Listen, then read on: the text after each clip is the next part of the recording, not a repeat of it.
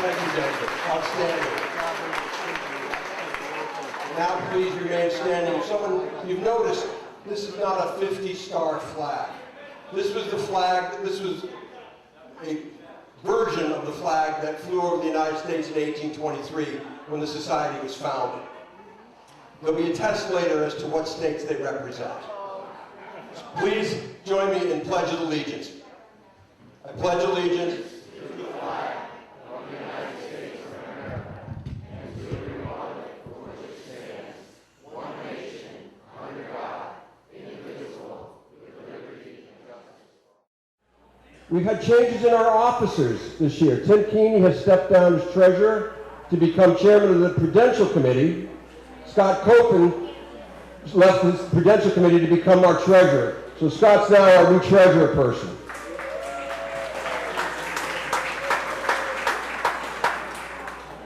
After 95 years of thinking about it, when there was a suggestion made like 1925 that maybe the society should have a historian, we let it cogitate for 95 years, and we declared one Tom Heath 3 years ago. It was such a good idea that we're not waiting another 95 years. We now have a second historian, Peter Sorensen, who is our speaker this evening.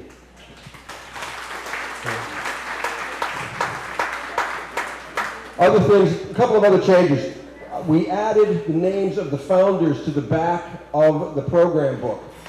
It's been such a learning experience on lost history that it was felt that the more that we publish things, the less likely we're going to lose them again.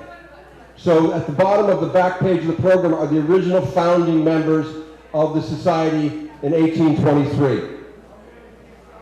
We now have a new location, courtesy of Gail Vassar and Bill Gordon. I think this is working out pretty good.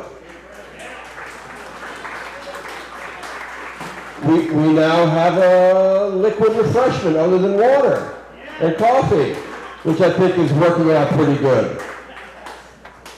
The 50-50 raffle is going to support a scholarship fund that's getting started, and I want to thank Linda Sullivan and Deb Duran coming up with that idea. Our relationship with the Enfield Historical Society is probably the strongest it's ever been, and Peter will talk about that a bit. We have swag, which I understand stands for stuff we all get, comma, if you choose to buy it, at the front door, hats and t-shirts. And one last thing we'd like to do before we get on to this is we have the names of the original founding members, and if you look at them, this reads like Old Enfield. And we would love to try to find relatives of these people. There's got to be some folks around. There's got to be some Abbeys and Gowdies and Terrys and things of that nature. So if you bump into anybody who claims heritage, let us know. We'd like to have them get involved in this society.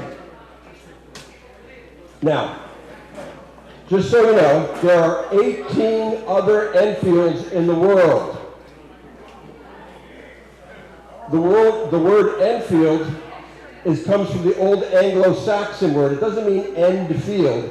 It's actually Enid field, which means duck field. There's an Enfield in England, which is a northern borough of London, kind of like the North Thompsonville of London. The historian Will Durant stated, "Most history is guessing, and the rest is prejudice." And it's amazing what a single letter makes, what a difference a single letter makes. We, for years and years and years, thought this was being held in the tavern home of someone named Peter Feld, F-E-L-D. Well, found out it was Peter Field, F-I-E-L-D. And when we found that, a massive history juice came pouring out, courtesy of Tom Heath and Peter. We know with 1,000% certainty that the first group met on January 30th, 1823 at the tavern home of Peter Field, that's on the north corner of Bridge Lane and Enfield Street. The house was built in 1763 by Peter's father, and the house is still there. Since we started in a tavern, at least the Enfield version, We thought it was just that we now go back to a tavern for our organizational meetings, which are now held in the Powder Hollow Brewery Tavern, to much acclaim. And that is what I have to say. We have returned to our roots, and I want to thank you all, and I'm ringing the bell, and I'm turning this over to Scott Copen to introduce our speaker. Thank you.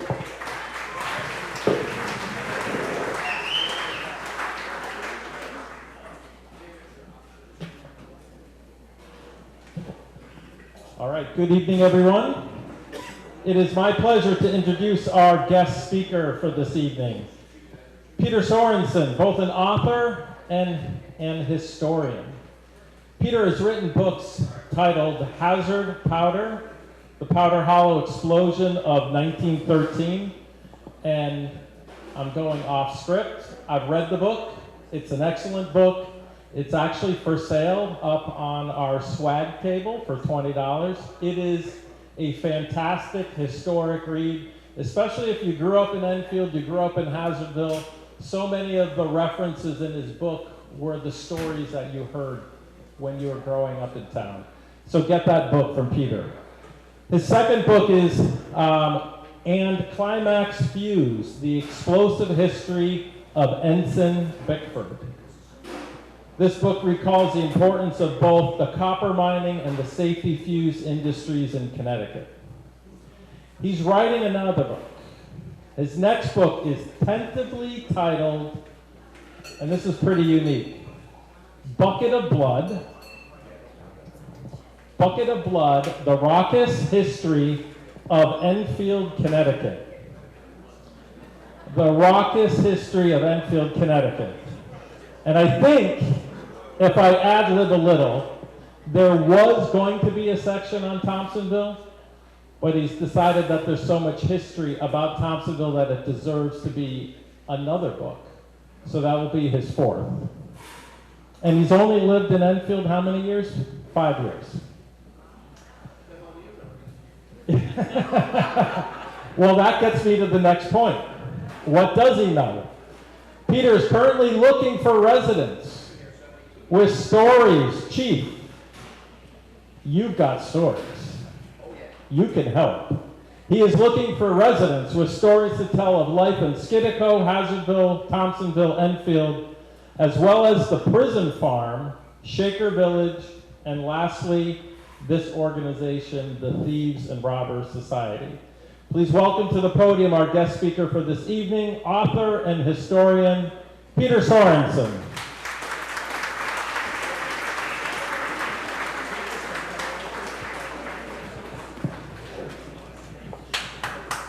There we go. First course of the day. Okay. There we go. All right. Technology, you gotta love it.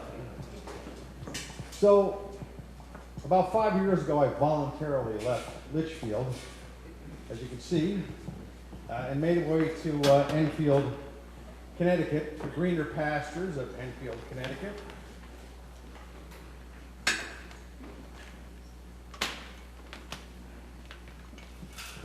I bought a 1919 Colonial in what was called Frenchtown, maybe you're familiar with that, area of Thompsonville on Windsor Street. 46. I'll keep an eye out for you. I proceeded to, there we go. There we go. So I proceeded to renovate the house, beautiful old house. And I stuck my hand down when I was up in the attic into one of the eaves, and I pulled up a bottle of whiskey.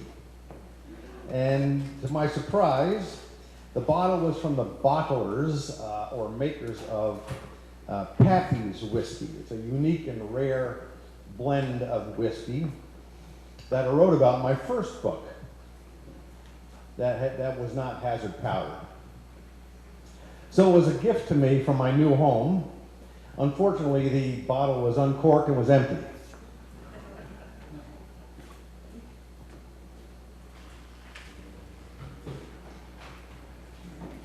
In my short time here, like I say, I moved here about 5 years ago. I've been lucky enough to become president of the Enfield Historical Society.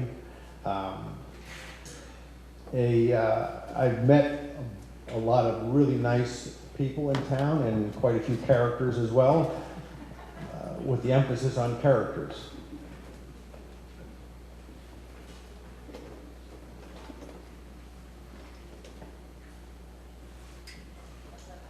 Imagine my surprise when at the Historical Society I found this old painting. I think it was the 1700s of myself, and it could be a farmer in town. Sometimes history can surprise you.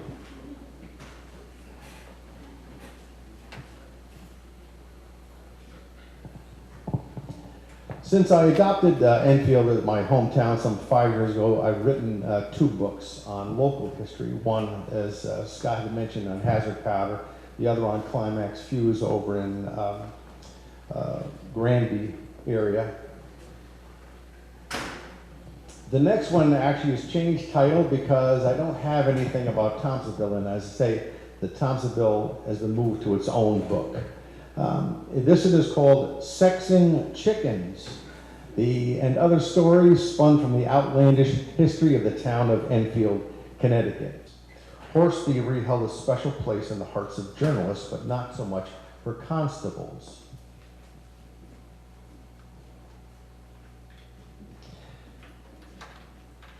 To give you an idea of how the constables worked, they were paid piecemeal for their work. So in other words, if you left your house as a constable and went out to where some offense had occurred, you were paid 5 cents per mile. So it was like a laundry list of payments that you would receive. You say you went to court for that offense, you were paid 25 cents. If you had to bring a summons to an individual, that was 80 cents. If you had to bring the county court, that was 50 cents tax collected, and the constables at the time were tax collectors at the same time. So they were welcomed for some visits and unwelcome for others.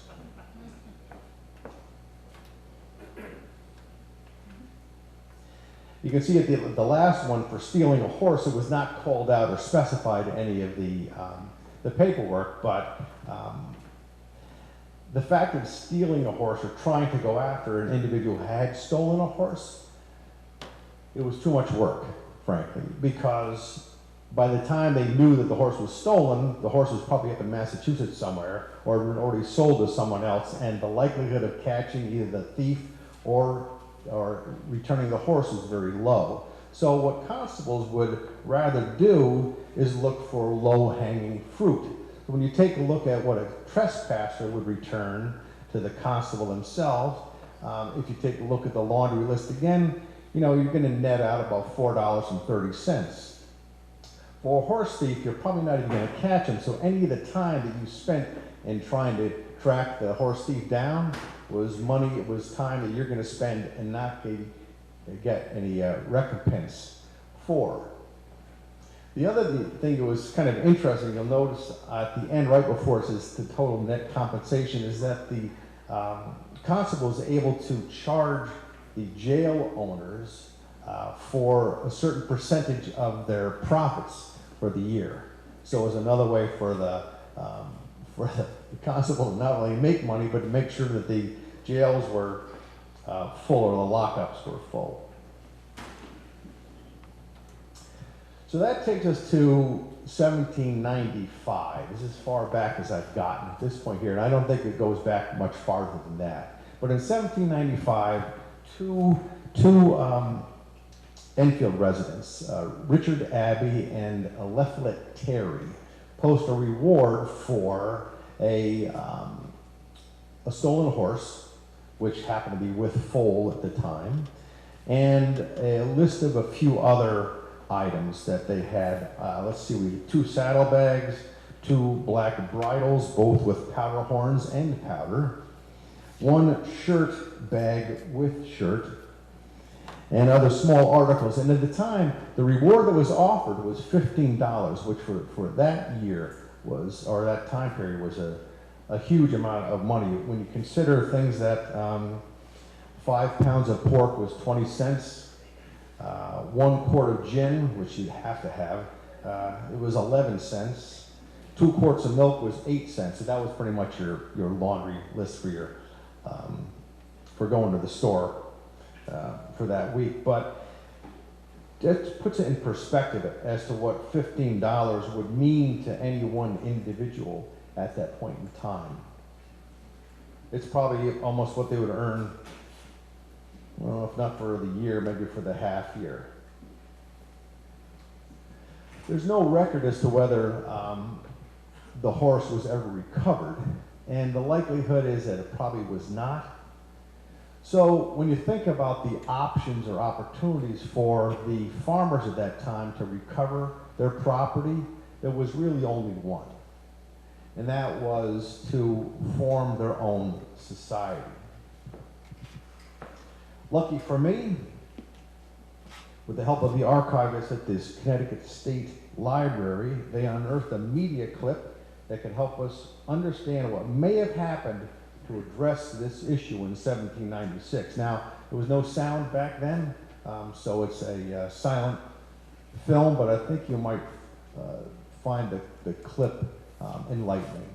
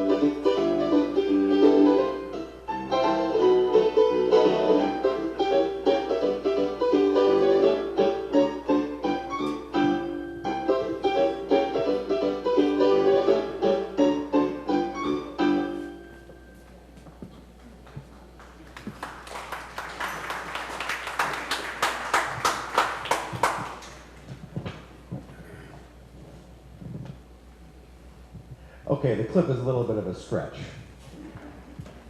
but it pretty well represents more or less what occurred at the time. Enfield, in that little clip, the 2 different farmers, one would be from Enfield and one from Warehouse Point, they got together to join forces and to create a society called the Enfield and Warehouse Point Society for Detecting Thieves, Robbers, etc. The etc. is pretty much, we all know when we take a job, other duties is assigned. That was pretty much what it is. That was established in 1796. Now, we don't have a list of the individuals, but we can take a good guess at least of some of the founding members, which I'll show on the next slide. Every year, toward the end of the year in December, they would put in some of the newspapers of the area, either Hartford Courant, Connecticut Courant, the American Mercury was one of them, and they would take out and put advertisements in for the meeting that would be held in January of the following year. I could only go back to about 1813 to find advertisements. I don't know why, but I'm sure they had newspapers before that, but I have no idea how they got word out of when they were going to have their meetings. Again, they were held even back then at taverns.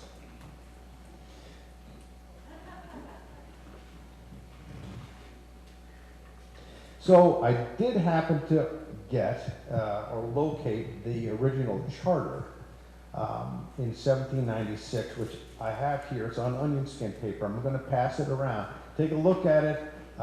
Just be careful with it because it's an important document, and I wouldn't want anything to happen to it. So let me just take this. Take that. Great. Oh, you have that? All right. Yeah.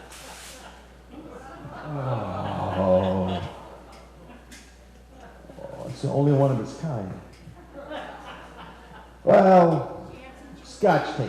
Scotch tape will take care of it. Chewing gum or Scotch tape will take care of that. Okay, really. There's no charter. We don't have it, and we don't know where it is. But with any luck, we may be locating that within the next year or so. So the partial membership list of, and I was only able to cobble this together by looking at the advertisements or announcements for each year's meeting. The last two individuals you'll notice, Leflet Terry and Henry Terry, the two Terry brothers, you can't really see here, but they're in gray. So I'm assuming they were part of the initial group or membership list. I can't 100% say that they were, but I can intimate that they were because in 1801 they petitioned the state of Connecticut to become their own society. And the name they chose, of course, in their petition was the Enfield Society for Detecting Thieves, Robbers, and Felons of every description. Now, for whatever reason, their petition to the state of Connecticut, and again, I couldn't find any information on it, but it was denied. So,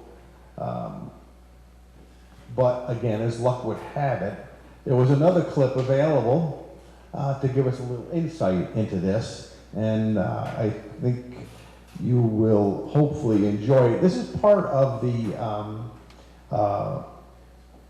the petition to the state, and you notice that they did say that the start of the society in 1796. So that's a second piece of information that we got that helped establish 1796 as the initial year for the combined society.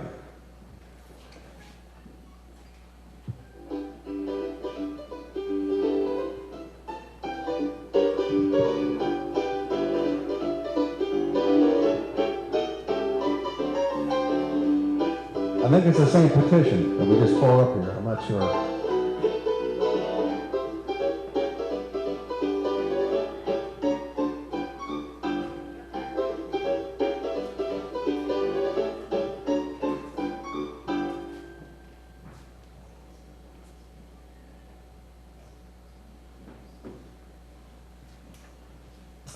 So we fast forward to 1822 in December of that year, and there's a new announcement in the newspaper, and it's interesting in its nature. So in 1801, they did try to split the Enfield and the Warehouse Point societies into two of their own, but again, it was denied. The state didn't allow for that.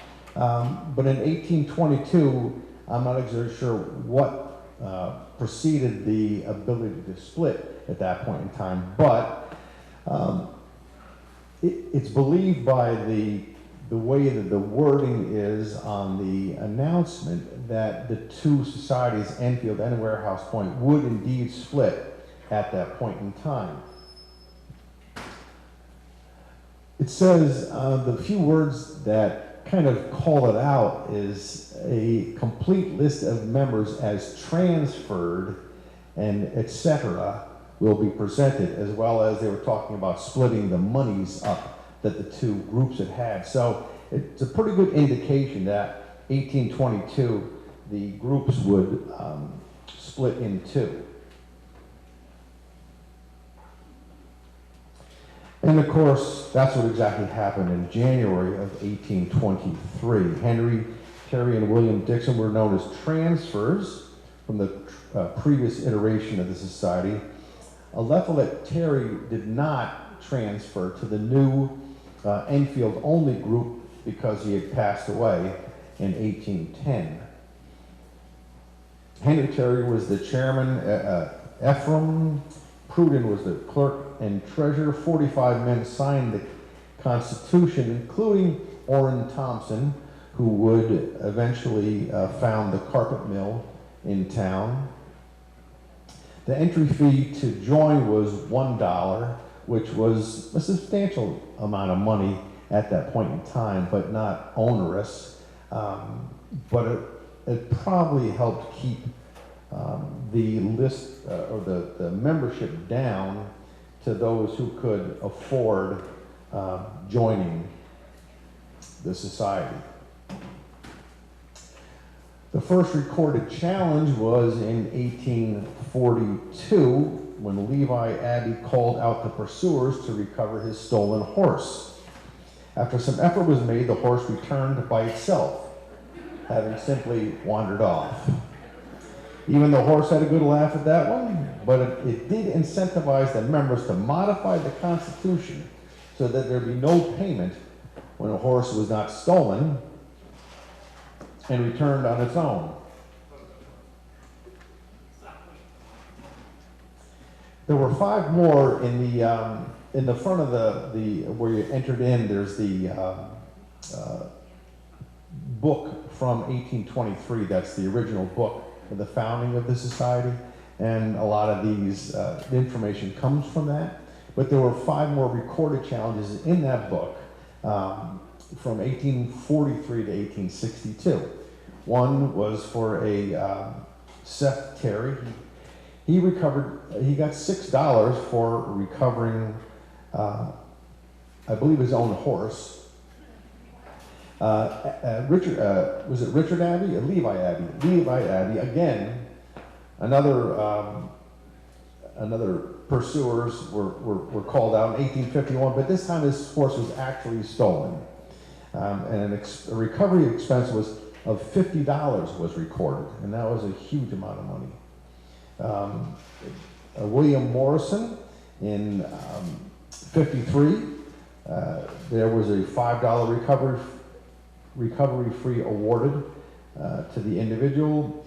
And then in 1854, Augustus Hazard of the Hazard Powder Company had his house broken into, and they called the pursuers out for that. William Abbey was paid $17.50 for his pursuit services, and William Osgood was paid $3.15.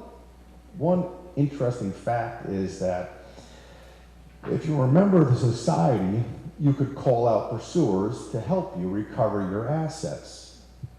If you were not a member of the society, there was radio silence at the other end of the phone when you picked it up. So they took care of their own, but anybody on the outside was looking in.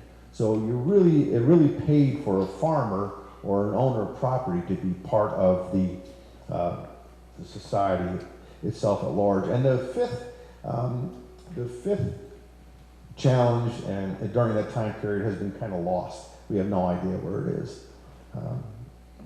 Maybe it'll turn up at some point, or maybe the horse is still out there. I'm not sure. An interesting story about the society was recounted in a Hartford Courant article in 1933. And if you don't mind, I'm just going to read it kind of verbatim here.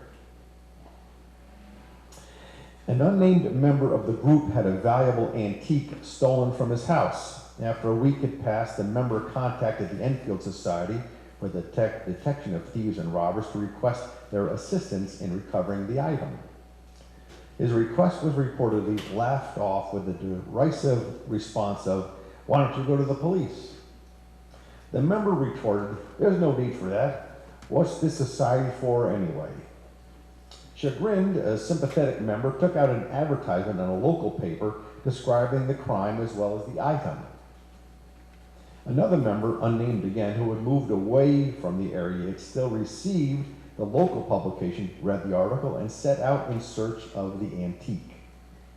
In due time, his determination was rewarded as he located the item in a dingy shop in Boston, Massachusetts, 85 miles away from Enfield.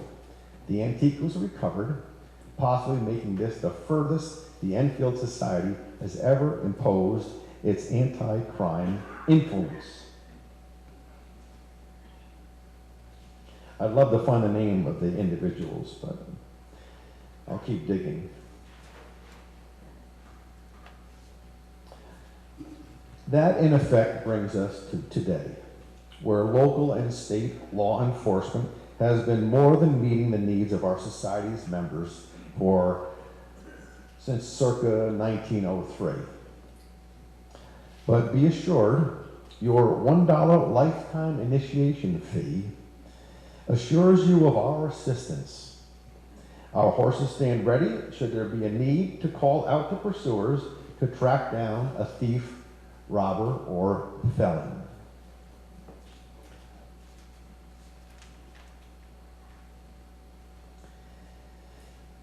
So I appreciate the opportunity to give you a little bit of this history tonight. I hope the technical difficulties didn't impact it too much. I appreciate the opportunity to show you what I've uncovered so far, but I'll continue to dig.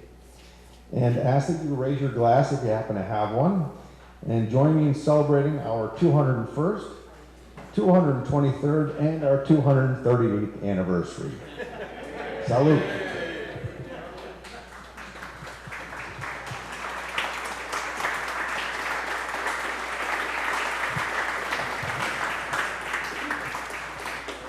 Thank you, Peter. Are there questions out there? Any questions? One thing I want to mention. 4 years ago, we did not know one scintilla of any of this. Those of us that were actively involved in society just thought it was all gone in the mists of time, and we would no way in God's green earth we would ever know any of this. And thanks to Tom Heath and Peter, we now have this treasure trove of information. And thank you very, very, very much.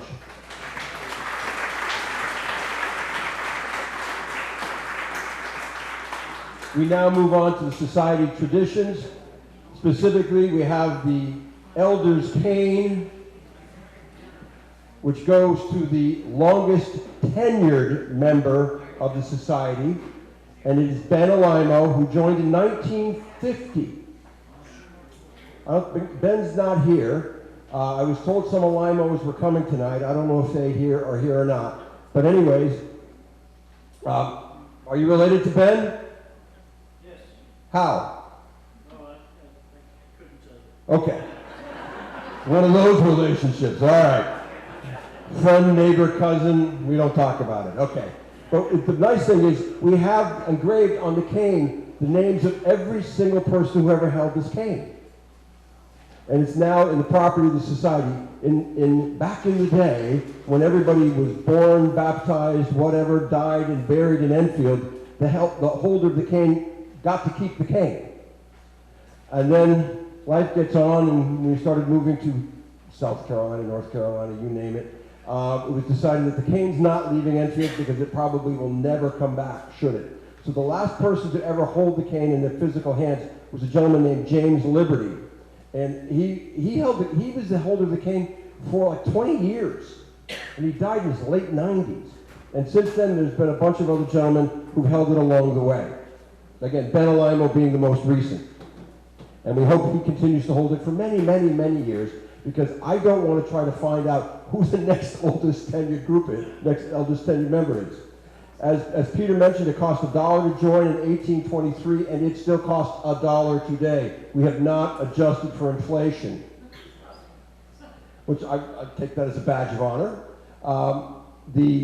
I said also we've added, as this program goes on, we added things to our program. Like, for example, the Thieves and Robbers, founding members. What's interesting is that the founding meeting was held in the home/tavern of Peter Field on Enfield Street.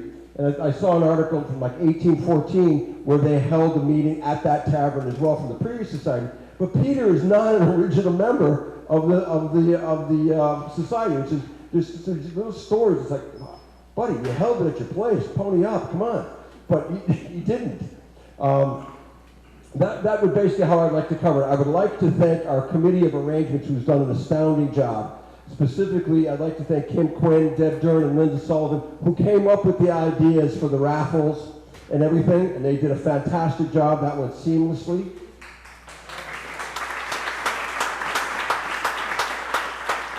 I specifically like to thank the Growth Company. They donated some gigantic mums in the honor of Tony Scussel, who just passed away, who was a member of this society. Our officers, Dan Jasminski and Scott Copen, have been tremendous throughout this whole process, putting up with me, and I can't thank them enough. And lastly, I would like to thank you all for enjoying coming and spending our time together this evening. And with that, I would like to say good night. Thank you all very, very much. Look forward to seeing you all next September, if not sooner. Good night.